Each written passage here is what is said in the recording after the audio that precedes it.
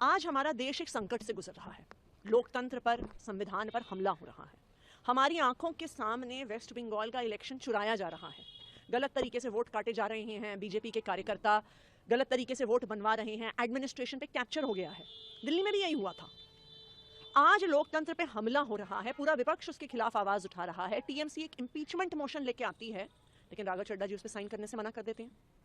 विपक्ष लोकतंत्र पे हो रहे हमले के मुद्दे पे वॉकआउट करती है संसद से, राघव जी वॉकआउट करने से मना कर देते हैं।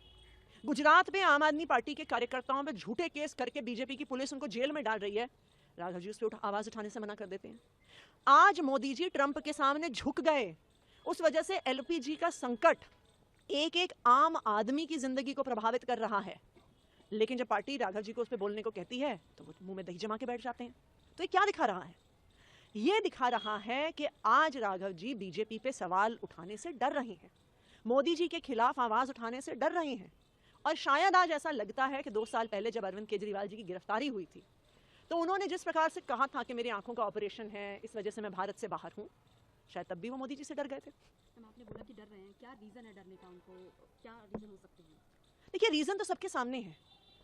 बीजेपी का एक तरीका है कि जो उनके खिलाफ बोलता है उस पर ईडी का केस होता है, उस पर सीबीआई का केस होता है, उस पर फर्जी आरोप लगाए आते हैं, उसको जेल भेजा जाता है, जो आम आदमी पार्टी के सारे नेताओं के साथ हुआ।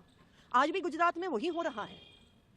मुझे ऐसा लगता है कि शायद जिस तरह से विपक्ष के इतने नेता डर गए और कूद के बीजेपी में चले गए, शायद अगला नंबर हो सकता है राघव जी का। ये कह रहे हैं कि राघव चड्ढा बीजेपी ज्वाइन कर सकते हैं।